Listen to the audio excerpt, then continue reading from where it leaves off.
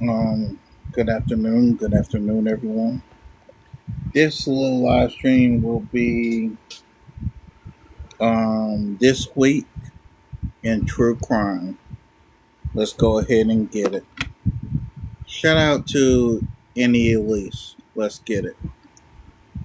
Young woman's cry for help, a shocking arrest, and a family's fight for justice. Tonight, why her loved ones say they won't stop. Smart observes the right to a fair and impartial trial. While we're disappointed in the Supreme Court's obviously reversal, we respect it and we're going to adhere to and comply with it. Something called Operation Tidal Wave, targeting people they say are suspected of viewing, sharing, or distributing child.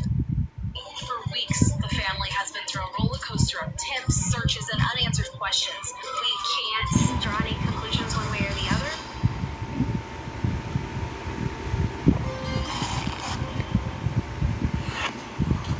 Hey, True Crime Besties. Welcome back to an all-new episode of Seriously.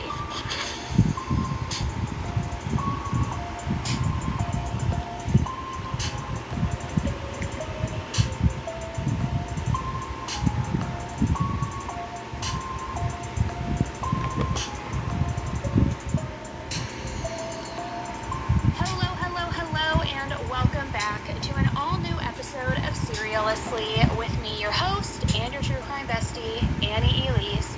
Today's Thursday, which A, means I hope you're having a good week so far, and if you are, I'm sorry because it's almost over, but if you're having a bad week so far, then yay, it's almost over.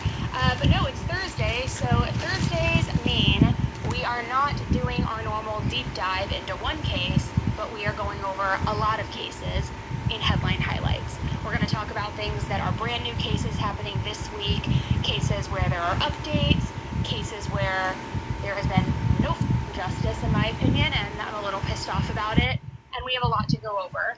One of the main things too that we are going to be discussing actually, that actually is the new word that I'm going to use.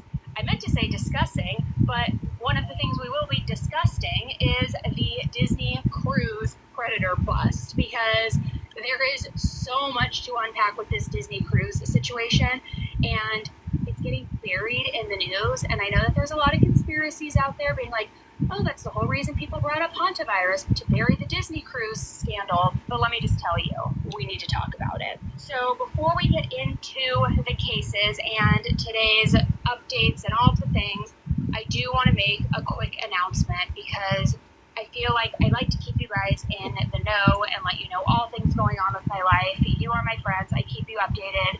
And today I am so thrilled to be joined by someone that I have looked up to my whole life and that feels like an older sister of sorts. Welcome to the show, Amy Colette. Thanks, Moppy.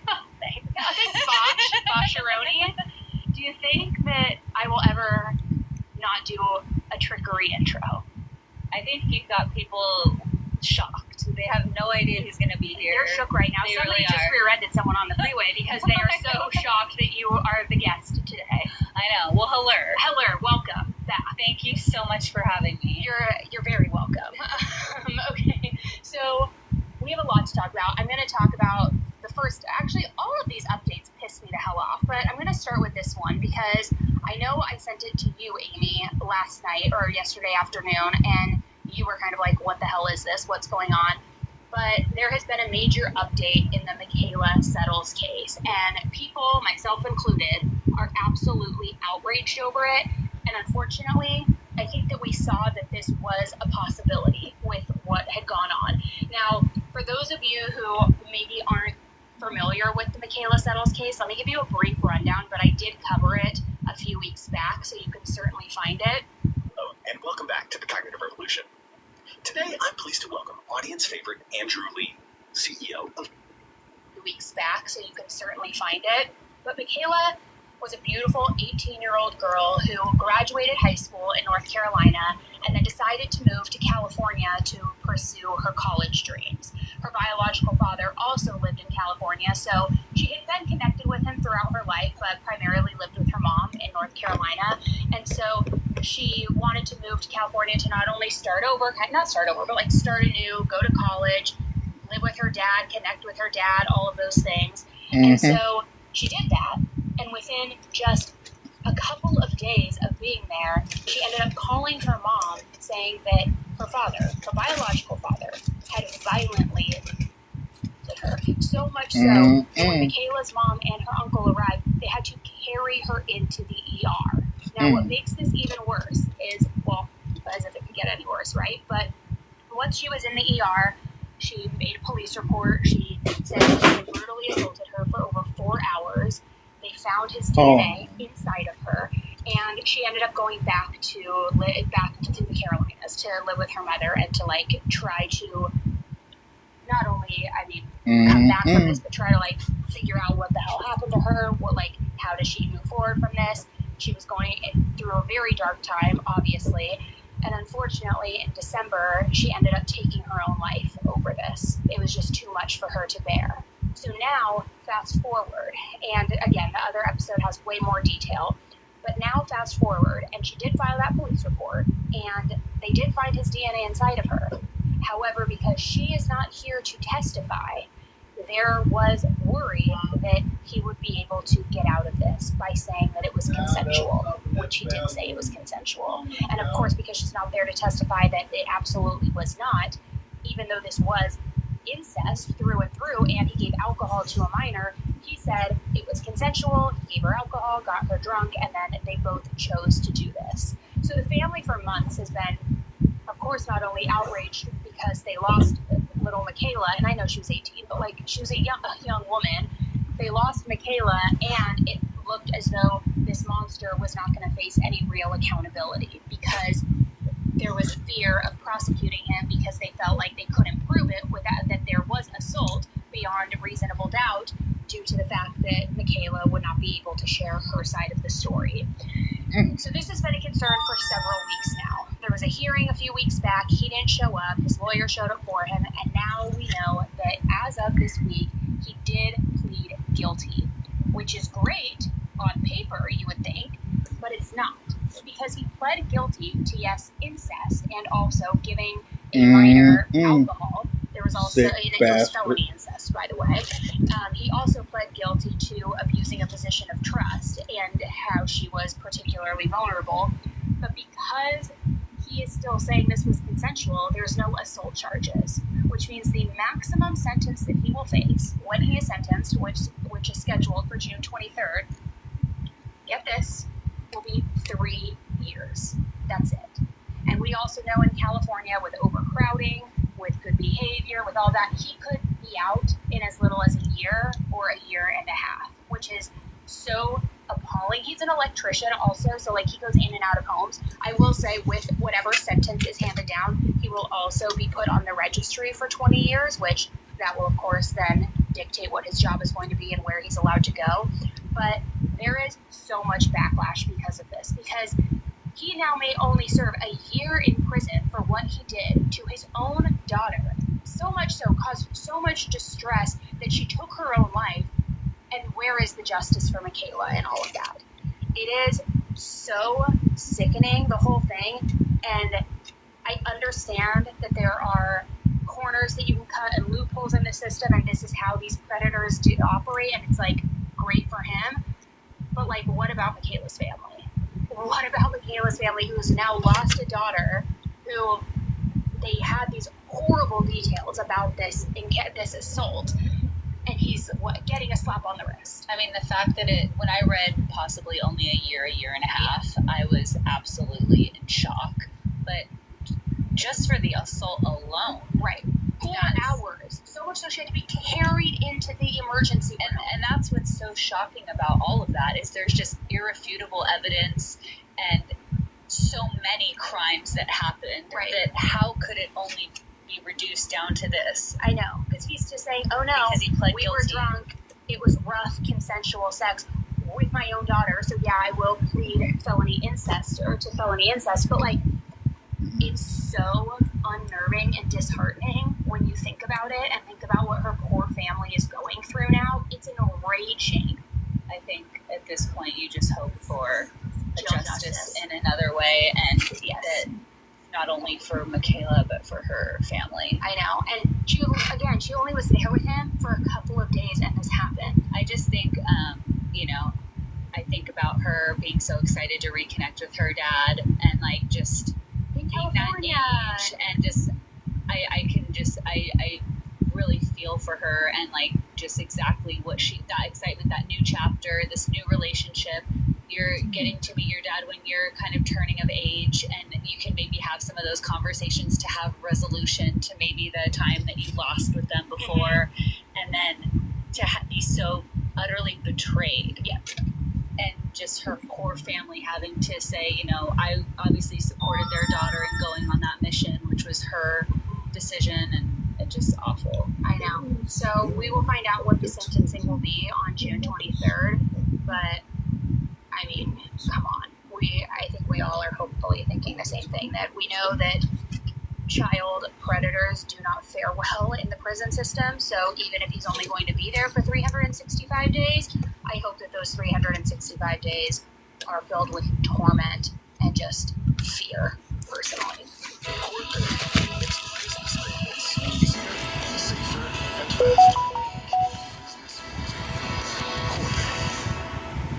Going back to school doesn't mean starting from scratch. At Purdue Global, the learning you have gained through experience you've already And just fear, personally. Now, speaking of other scum human beings, let's take a quick little pivot. I want to give you the update with the Corey Richins sentencing. This obviously happened a little over a week ago, but haven't talked about it on here, and I did cover the case extensively, so figured let's close the loop on all of this. She has officially been sentenced. And as a recap, if you're unfamiliar with this case, I'm sure you did see it on your TikTok feed or your Instagram feed. But Corey Richins is the woman from Utah who was convicted of murdering her husband Eric by poisoning him with a fentanyl-laced Moscow Mule. Now, this took place back in 2022. The motives and the alleged motives behind it were money related because, hello, obviously, what a cliche, right? But after Eric died, she actually had the audacity to write a children's grief book called Are You With Me?, where it helps kids cope with losing a parent. She even went on like this mini local press tour peddling this book, and I have seen a lot of people be like, she didn't even write it, she had a ghostwriter. Fair, but a lot of authors use ghostwriter or things like that, so I don't think it's like a huge, bombshell, but we have talked about this case quite a bit in the past, and just Corey as a human being. And through all of this, through the trial, through when she was first arrested, she really tried to portray herself as the victim in all of this, the martyr mother. Very, very, very narcissistic person. The selfless mother who just loves her kids, all of these things, yet carefully behind the scenes, she was trying to orchestrate how the trial would go. She wrote this infamous letter to her family called the Walk the Dog letter, where she was basically trying to craft their testimony for them, and which is like, hi, that's witness tampering, you freak. But she just is one of those people who feels like she can do no wrong. And I'm, again, not a medical licensed professional, but I would safely and confidently use the term narcissist here, 100%. So about 2 months after her trial ended, she now has officially been sentenced to life in prison without the possibility of parole. The other alternative would have been life in prison with the possibility of parole after 25 years, but I'm glad that that was taken off the table. Now, one of the biggest things that came out of this sentencing wasn't even about the sentencing itself, but it was about Corey once again becoming this narrator of her own story, giving her statement to the court and to the family in this very performative, carefully crafted monologue. It was so cringy. There were moments where she was telling her boys, like, I want you to stand up on the mountaintops and think of this. And it was just like so beyond cringe, which before I even get in, I'm going to play you a couple clips of that. But before I get into that, her boys shared their victim impact statements where all of them collectively said they were terrified of their mom, that they're scared that if she ever got released, that she would come after them. They would live in fear, that they miss their dad. All of these things where it's like you would hope that as this mother, in that moment, you would have a little moment of self-awareness or self-reflection and read the room and not make it about yourself, but maybe use that opportunity to apologize to your boys and hopefully give them some sort of peace or closure so that they could grow up and live regular, normal lives as best as they could. But that's not what she did. Instead, she took this opportunity to get up, grandstand, give this whole innocence, even though she had already been found guilty. Now, during most of that time, she was talking directly to her sons, telling them that she has done things in her life that she's not proud of, that she does have regrets, but that she never abandoned them, that she was not put on this earth to be a killer, that she never would hurt anyone like that. She's talked about something about killing your spouse and their father, and then in an ass backwards way said, but I'm not abandoning you, but she didn't take accountability for killing Eric. Let me just make that clear. And what I thought was so great is that the sentencing, it took place on Eric's 44th birthday, what would have been his 44th birthday. And I want to just play a little clip for you really quick. The one thing I need you boys to know,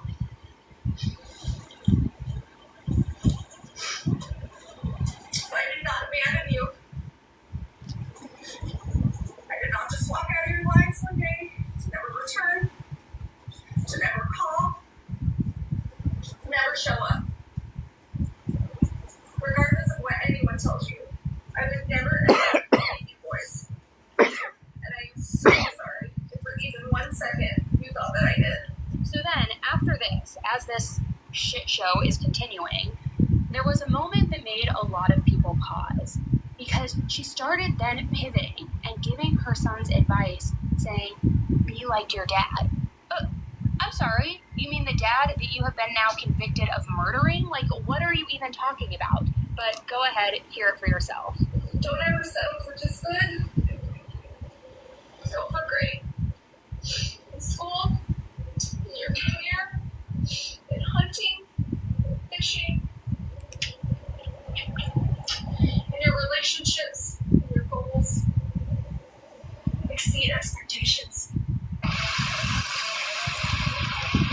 Can you do one more yes or yes? Reach a little higher. Reach. 14 seconds to go. Get the same trusted Lysol disinfection that has a scent that'll make you move. Effortlessly kill 99.9% of germs. With Lysol brand new day lavender. It'll leave a scent you'll love. Come on.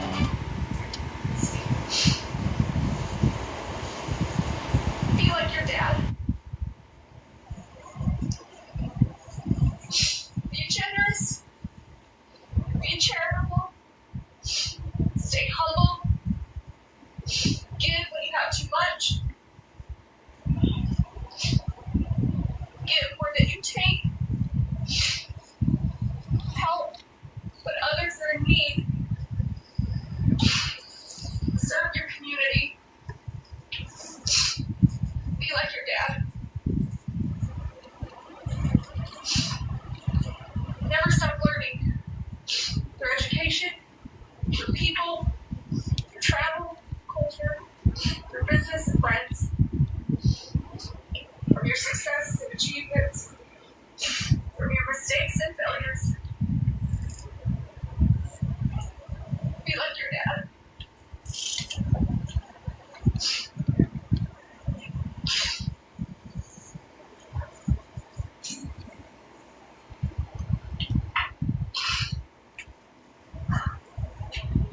Love the outdoors. Find your peace, your therapy, your heart and soul. Hold the top of a mountain somewhere where it's quiet, where it's calm, where you will be able to feel the spirits of those that you love and miss the most. Be like your dad. So she's been sentenced to life, no parole. We know there's going to be an appeal coming down the line. She also, there's some financial crimes going on, and Eric's family is suing her for using his likeness in the book, and I think they're going after her for $1.6 million or something like that, which I feel like is also kind of, divine intervention, because this whole thing was, in my opinion, financially motivated from the start. She wanted money, she was greedy, she wanted their business all to herself, all of these things, and yet now she's not only convicted and going to be locked up for the rest of her life, but she's also going to have to turn over any money that she does have. So, I don't know. I know the appeal's coming, I can feel it in my bones, but this woman is just the most entitled, piece of shit mother that I've ever seen. You literally stole the words out of my mouth. I was about to say another piece of shit parent. It's like a Lori Vallow, different scale, but where it's like you will never take responsibility and accountability and go out screaming that you're the martyr and you love your children and you would never hurt anyone.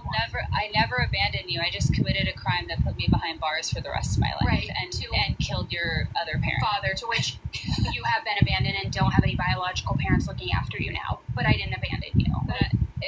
You did. But you did. What are you telling yourself that you actually think that's true? Or I don't know. I don't know what's going on in her brain. Don't even want to know. I'm just glad that this like wet sewer rat, if you ever saw her during the trial, like is gone and away and off my screen and bye. Abandon me, Corey. Abandon me. Honestly. Abandon me. Speaking of audacity. Oh, I know. The audacity. The audacity. All right, we have to talk about the Alex Murdaugh case for a minute because last week he was granted a new trial and this whole thing is kind of crazy. And if you're not familiar with this case, Alex Murdaugh was a well-known South Carolina attorney who had allegedly been stealing money and committing financial fraud for years.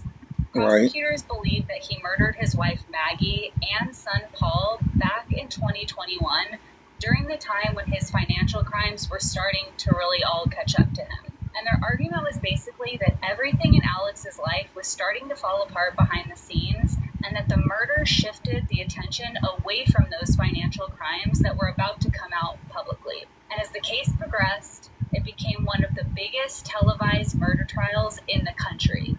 And not only because of the actual murders, but also because it became more of a symbol of the old entrenched good old boy structure in the South finally being exposed. Good old boy system. Rumors to be generational situations where people were granted immunities and favoritism throughout the South. So again, this trial really just gained a lot of attention in the area. And by the end of the trial in 2023, Alex was found guilty of 2 counts of murder and 2 counts of possession of a weapon during the commission of a violent crime. But now, the South Carolina Supreme Court has officially overturned those convictions and ordered a brand new trial. All because of something the court clerk did during the first trial. Becky Hill. Becky mother effin' Hill. Yep. This hussy. No, honestly, life ruiner. So Becky Hill during Alex's first murder trial, and she became, I guess you could say, popular during this whole thing. She was doing interviews, appearing in documentaries, and even wrote a book about the case while working in court. Then allegations started coming out that she may have crossed some major lines with the jury. According to court documents, she made comments to jurors about Alex's credibility when he testified, told them to, quote, pay attention to his behavior and body language, and overall just became way too personally involved in the case itself. So the Supreme Court ultimately ruled that her actions did influence the jury, which violated Alex's right to a fair trial. Now, Becky has since pleaded guilty to charges for misconduct, and that's what ultimately caused the Supreme Court to overturn Alex's convictions. Alex's legal team has also reportedly sued Becky as of Monday this week, accusing her of reckless or callous indifference to Mr. Murdaugh's federally protected right to trial before an impartial jury. They say in the filing that her behavior was motivated by, quote, evil motive or intent, and they are hoping to hold her accountable and get paid compensatory damages and attorney's fees, which were over $600,000 alone. So again, this doesn't mean that he's all of a sudden free and clear. He's still sitting in prison for all of those financial crimes that he was originally found guilty of. But now prosecutors have to retry this entire murder case from the beginning. It's pretty wild to me because, first of all, I actually saw something this morning that said they're looking into, is there a possible way where taxpayers can somehow also sue Becky Hill or the court system because their taxpayer money is what paid for, part of the trial, his incarceration, all these things.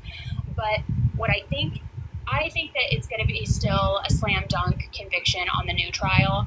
But I know that there is a lot of concern out there that maybe it won't be, because apparently, and I have to do some more research on my end with this because I don't know what the truth really is. Maybe somebody listening or watching does, and let me know in the comments, because I've been following this super closely.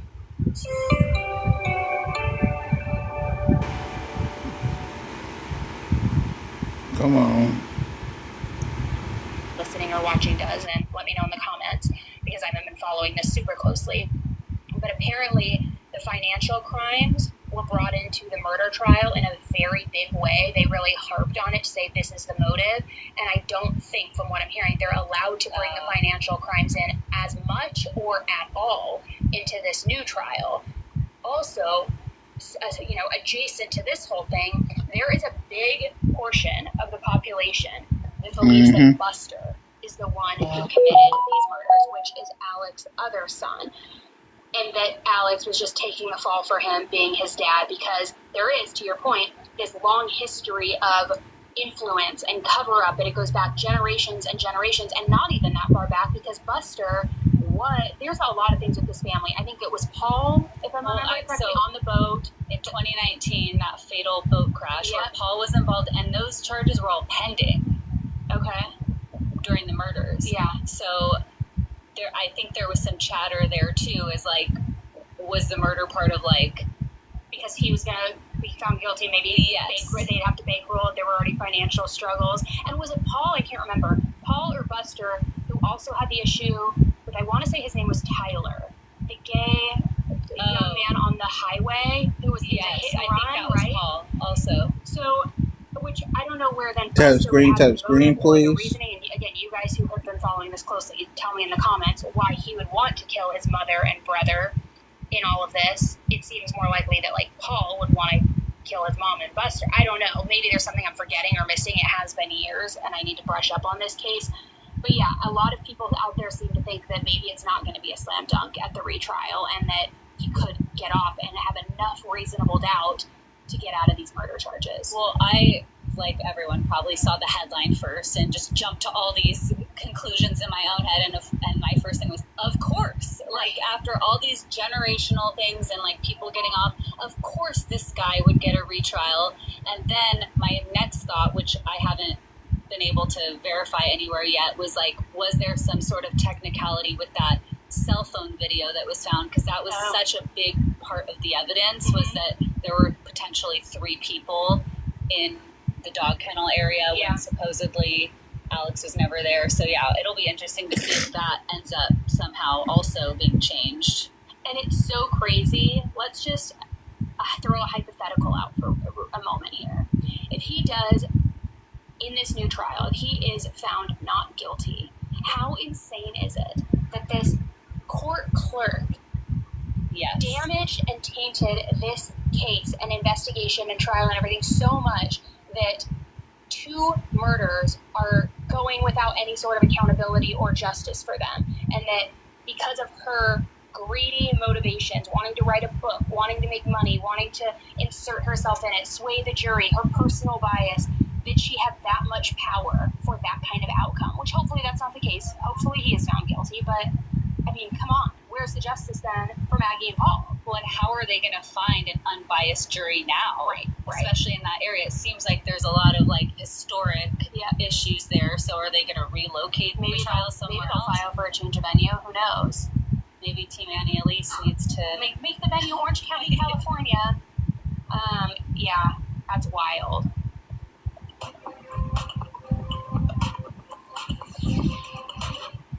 As a parent, one thing that genuinely stresses me out is how hard it is to know what's actually good for our kids anymore. I, run for the Dino Nuggets faster than anyone, but there are so many products out there that are marketed as healthy, but they're basically candy, and then this vitamin label is just slapped on them. So you think you're getting them their nutrients and their vitamins and all that between, junk food here and there, but you're actually just getting them more junk.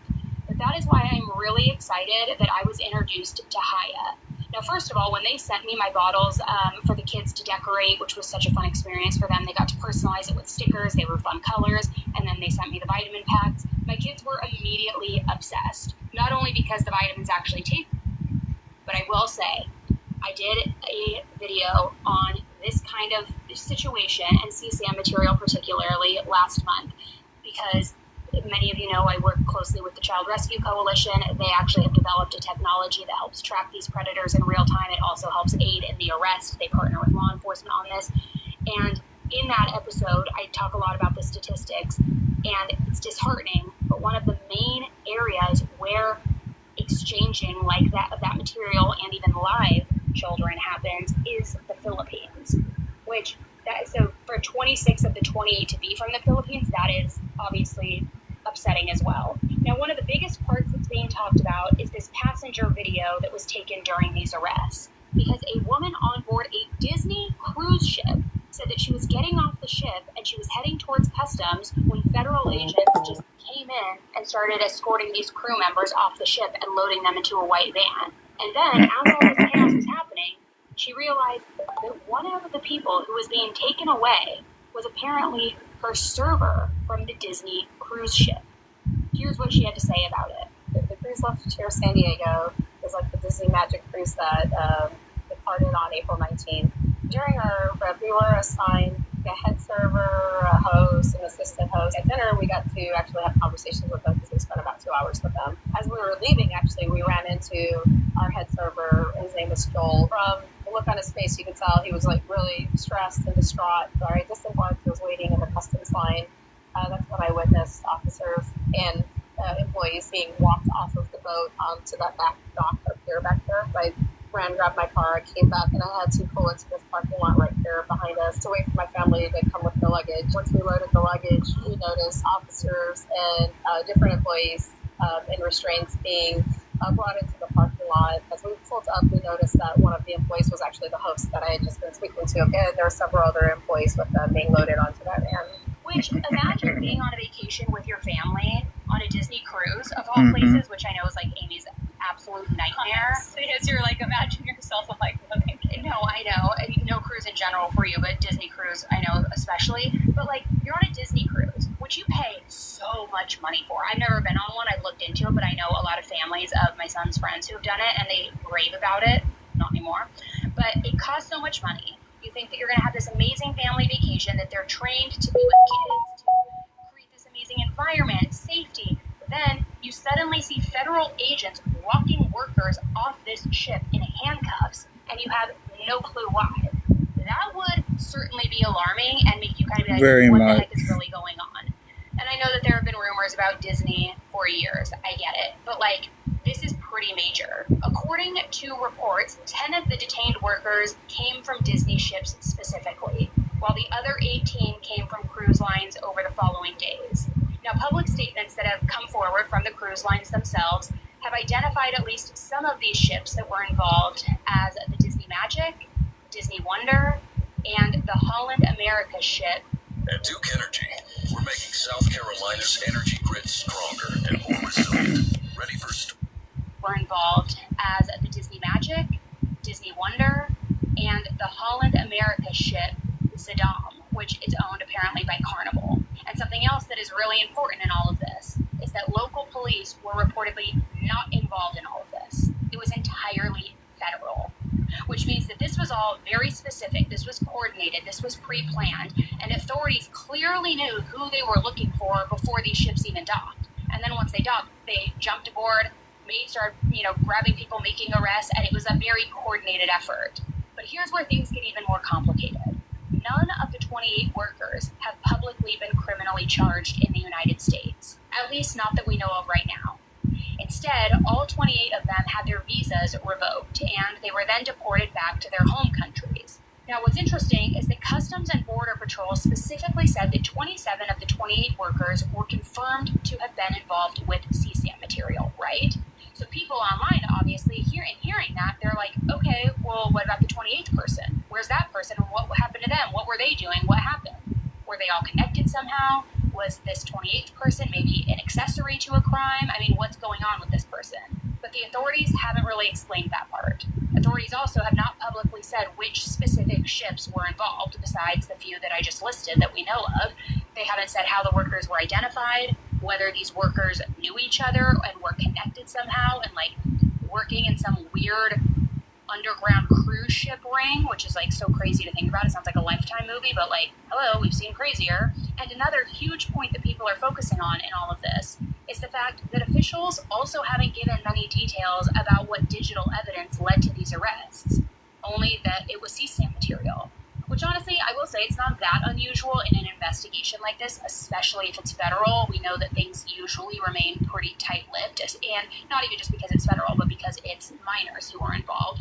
But as you can imagine, because Disney cruises are so heavily centered around families, around children, around the kids zone, where you literally can go down a slide on the ship and just be like spout off into like the kids club area. Because of that, speculation online has absolutely exploded. And apparently this also was not the first situation like this involving cruise ship workers. There were similar incidents back in 2025 involving Carnival cruise employees in both Virginia and Baltimore. In this particular incident, or these incidents, I should say, crew members were also detained or deported over allegations involving CSAM. So now people online are connecting this case not only to those incidents, but also to previous Disney Cruise Line employee arrests from 2021 and 2022, which involved similar crimes. And because this latest operation involved multiple ships and multiple cruise lines all within just a few days, some people are also wondering whether there could be something bigger going on here. Now, to be clear, there is no public evidence currently that this was any sort of trafficking ring, that it's, a trafficking ring connected to Disney cruises or in between cruise lines, anything like that. There's no public evidence that any passengers on board were harmed in any sort of way either. But as we know, cases like this, it's usually tied to a much bigger investigation or an online investigation that's happening behind the scenes. And sometimes authorities are tracking digital evidence across multiple countries, state lines, all sorts of, knows no borders. What is it? Doctors Without Borders? Disney Cruise Lines Without Borders, apparently, where they're tracking things for months or even years before anybody realizes it. So right now, people are looking at this lack of information as frustrating, of course, and trying to piece things together and see what makes sense.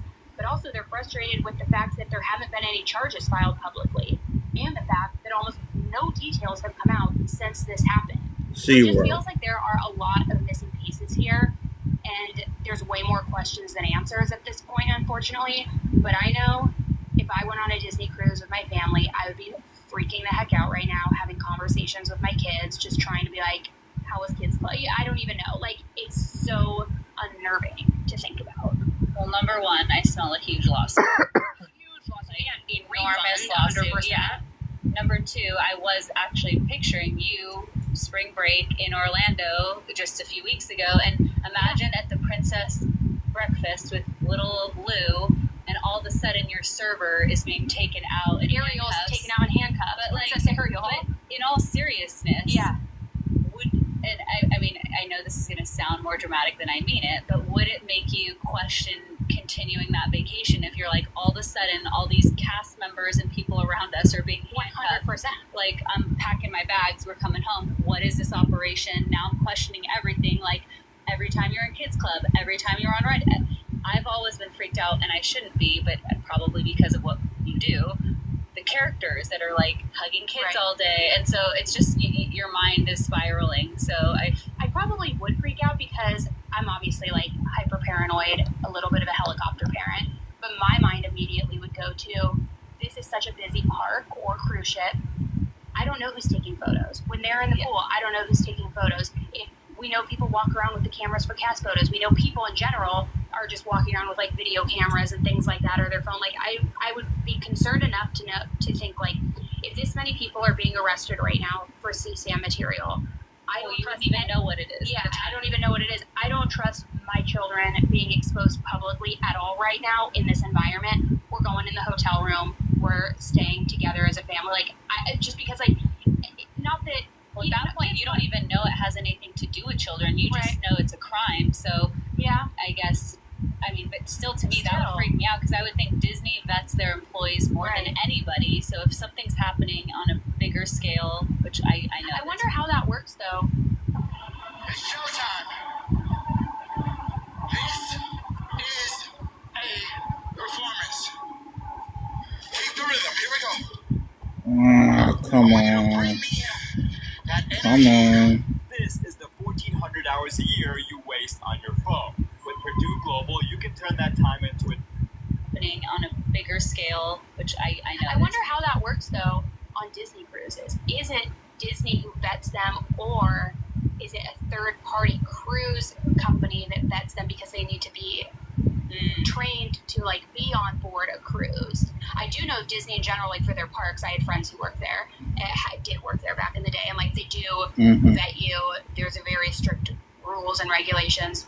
Sorry, I'm going to throw. It better be my rules friend and under the bus regulations. who got fired from there because she showed up drunk at the park and she got thrown in Disney jail, which is a real thing.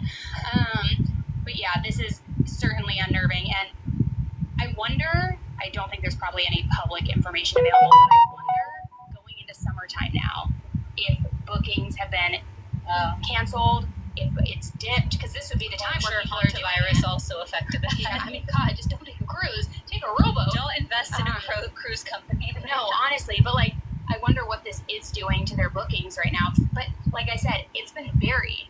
Even the other day when I was talking to Ben, a guy who works with us on our team, if you follow me on social media, you know Ben. But I was talking to Ben, and I was like, "Have you heard about this Disney cruise thing? Like, we're going to cover it in headline highlights." Da da da. He's all, "What Disney cruise?" I hadn't heard of it either. I know, and he's like, "I did a simple Google search, and it doesn't even pop up. It's buried." And so I don't know if that's some like coordinated effort because from Disney, who's working with like Google AdWords and all these things and trying to bury it, or like what is going on. But I think it's a pretty big deal. That is a huge deal. Yeah, and like CSAM material scares the hell out of me because it's not limited to just, it's not that it's not just, but like it's not just exchanging child images.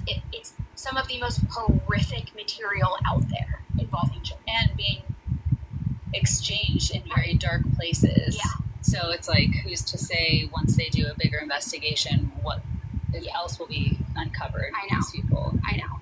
Okay. Well, this next case actually came from our dental hygienist, which also speaks to the fact that once again we're on the same schedule because we had our cleanings the same week, not intentionally. I know. But I want to talk about this really bizarre missing persons case out of New Mexico that's basically turned into this giant rabbit hole on the internet over the last year, but especially in the last couple of weeks. Because at first glance, it sounds like a pretty straightforward disappearance.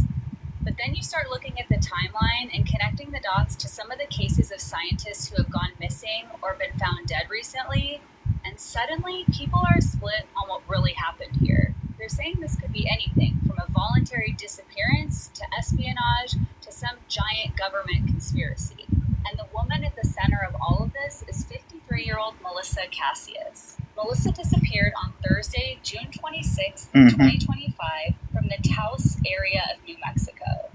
And according to investigators and her family, that morning started out completely normal. Melissa lived in Taos with her husband Mark, and early that morning she drove him to work at the Los Alamos National Laboratory, where she also worked as an administrative assistant. Her family confirmed that Melissa was not a scientist herself, but because she worked... So we got another scientist that done disappeared. Would this be number 12 or number 13 that's disappeared? The lab, she held a special security clearance. And this next detail becomes really important later. According to Mark, Melissa dropped him off sometime around 6 a.m., saying that she was then going to go complete her work in another area of the lab. And that's when he reminded her that he needed the car back around 11 a.m., as he normally did, which she, of course, then agreed to. However, her daughter Sierra said that she remembers hearing her mom come home about 15 minutes after she woke up at 7:30. And when she asked her mom why she was home, Melissa said that she had realized she had forgotten her security badge, which is a pretty big deal if you work in a lab like Los Alamos and need that special security clearance. So instead of doing her work in the lab, she decided she would just work from home that day. And then later that morning, Melissa left the house to bring lunch to Sierra, who worked at a shopping center nearby in Taos. According to the timeline later pieced together by investigators, Melissa arrived around lunchtime, sometime close to noon, and by all accounts, nothing seemed unusual. Sierra said that Melissa appeared completely normal. She didn't seem emotional, panicked, or or act like anything was wrong at all. And then at around 1:33 p.m., Sierra got a text from Melissa telling her that she needed to tell Mark, her father, to find another ride home. And about 30 minutes after that, Mark himself got a call from Los Alamos Lab saying that Melissa actually never clocked into work that day. Then at 2:18 p.m., a surveillance camera along State Road 518 outside Talpa, New Mexico, captured what would become the last confirmed sighting of Melissa Cassius alive. In the footage, Melissa was seen walking eastbound along the road near Pot Creek. She appeared to be alone, wearing dark clothing and carrying a backpack. No visible signs of distress at all. No one following her, no immediate signs of danger, but according to her family, the situation itself was extremely unusual. It was reportedly a very hot day outside that day, with temperatures reaching into the high 80s and low 90s, and Melissa was seen walking quickly along the roadway wearing very dark clothing. Family members later say that Melissa wasn't somebody who normally just wandered around highways or went walking alone, so this was pretty alarming. And then after that footage, she just vanished. Around 3:30 p.m., Melissa's daughter Sierra went back home and she realized that Melissa wasn't there. But what immediately stood out was that Melissa's car was there, along with all of her personal belongings. Her purse, wallet, keys, ID, medication, and both of her cell phones had all been left behind.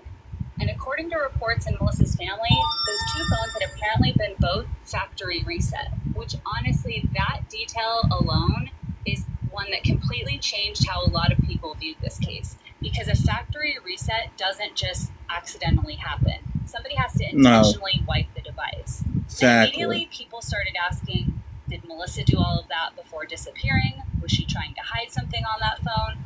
Or did somebody do it afterwards? And depending on who you ask, that single detail points this case in completely different directions. Some people believe Melissa intentionally disappeared and started over somewhere else. They say that the phone resets, the surveillance footage showing her alone, and the lack of obvious signs of violence mean that this couldn't be anything more than just her deciding to leave her old life behind. There have also been rumors online that Melissa may have been under a significant amount of stress leading up to her disappearance, although a lot of those details have never fully been confirmed publicly. But other people say that the fact that she left behind her medication, money, personal belongings, both phones, it all seems just very odd, and that she just would not do that. Then there's the whole other side of this, the side that became completely fixated on the Los Alamos connection.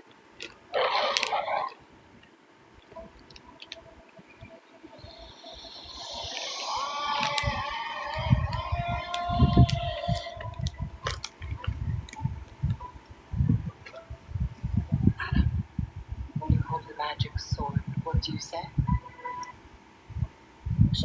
Because once people realized that Melissa worked at Los Alamos National Laboratory, the Reddit threads started running with conspiracy theories. People started connecting Melissa's disappearance to several other deaths and disappearances involving government officials, military, aerospace, nuclear, and defense workers. And as of now, people are convinced that there is some sort of a larger pattern happening here with all of this.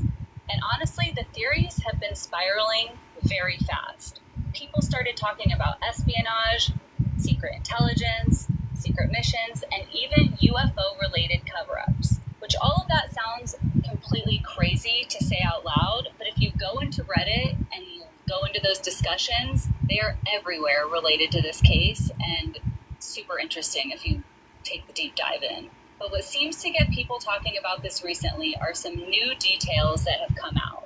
One of the strangest details that came out recently involved a woman who allegedly contacted Sierra months after Melissa's disappearance.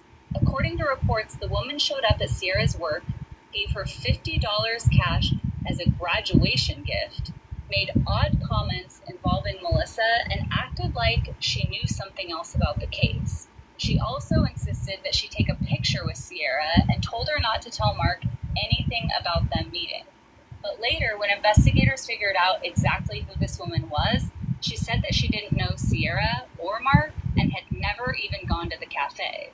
Meanwhile, Mark said that he had actually known her for years, which is really strange. So who knows what really went on there. But then in April April of this year, almost 10 months after Melissa disappeared, investigators reportedly recovered a pair of shoes in Carson National Forest that may have matched the shoes Melissa was seen wearing the day she vanished. And at the time those reports came out, DNA testing was reportedly still pending, and investigators have still not publicly confirmed whether those shoes did in fact belong to her or not.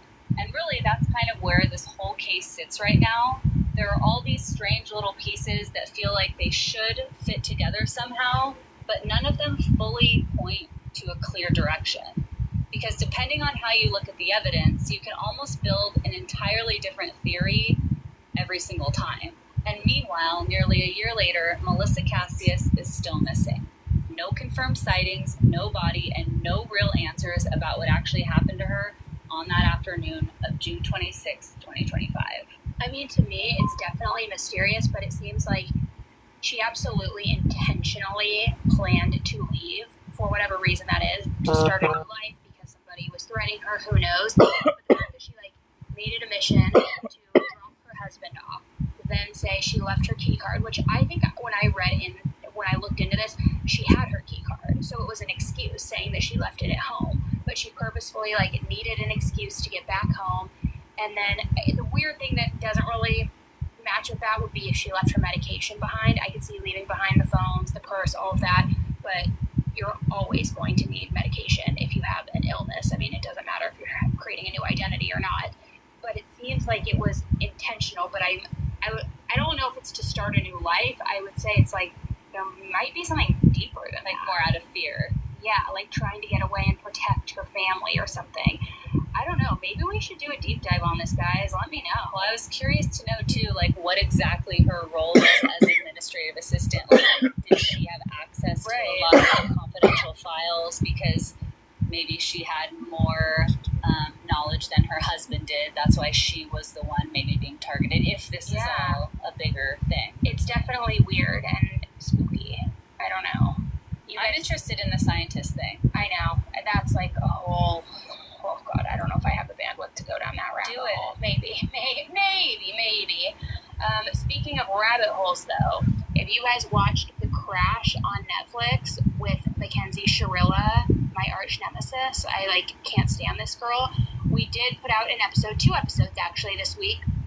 One on Monday, with a full deep dive into the case. So much stuff that Netflix didn't include. Jail calls, footage, interviews, the whole nine. But then also, in watching The Crash, there was so much that obviously I knew Netflix left out, and it was included in our deep dive from Monday. But there were 5 main things that I felt like I needed to put Netflix on blast for not putting in there. So I released a bonus episode yesterday. It's in the feed. But basically, one thing being that her dad, early on, while she was still in the hospital, in the police report, because I have 518 pages worth of material I've gone through, told the sergeant that she did this intentionally and that she killed the 2 boys. And so I talk about why that wasn't entered in and what that means. That allegations that Mackenzie was involved in sex work, and not really allegations, there is proof, which I go into because it's all, again, laid out in the police report. The dry run that she apparently did a couple days before, where she did that same route. Her parents trying to silence the friends at the hospital, telling them not to cooperate with the police. There's so much. So I did this bonus episode yesterday. It's out now. You can go listen to it on this feed. It's right above. And it's I wanted to just talk about the biggest bombshells that I thought are very relevant to the case, and I don't know why Netflix left it out. Actually, I do know why Netflix left it out. It's because they were able to secure an interview with her parents and with Mackenzie, and any other documentary who has covered this case. The parents have not gone on it, and Mackenzie has not gone on it because it paints her as the villain, whereas this one, it leaves that door open for interpretation, so they're safeguarded. So I believe that that's the reason why Netflix... Oh, that makes sense. I believe that that's why they left so many of these, black and white hit you over the head with the fact that this was intentional. They left that out, especially because since Mackenzie is going to continue appealing, I'm sure her parents had, under the condition we have is that you don't, not you only share the story we want to share, but something to the effect of we have final say, or you can't do anything that could jeopardize her appeal, or things like but that. leave the audience wondering if there is some sort of a Like create the doubt. yeah, because as soon as I finished it, I texted you and said I have so many questions because I did not have a ton of prior knowledge on the details, and there were so many holes that didn't make sense to where I had a feeling there was more to the story. Also, in this bonus episode from yesterday, I talk about. We're almost done, y'all. Good to go.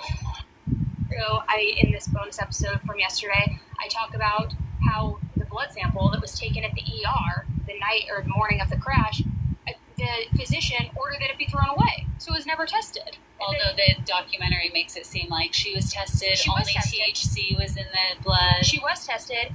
The blood was drawn on August 3rd, days later, which I've seen conflicting reports that some drugs, obviously, we know stay in your system for like 30 days, 60 days, whatever. Hair tests are obviously the bulletproof ones. But that I have seen reports, too, that acid and shrooms doesn't stay in your system for that long. I personally don't know. I'm not a doctor, and I don't know if there's different types that last longer or linger longer.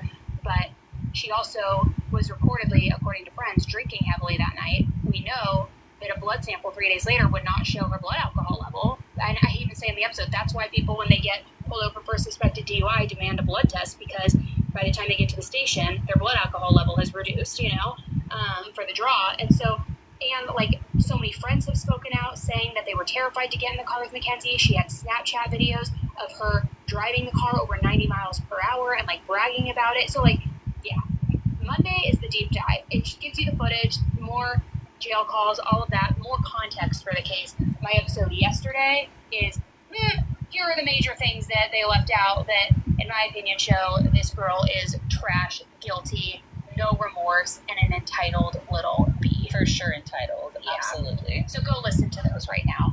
All right, guys, thank you so much for tuning in to another episode of And we're Headline done. Highlights. See y'all We'll be back later.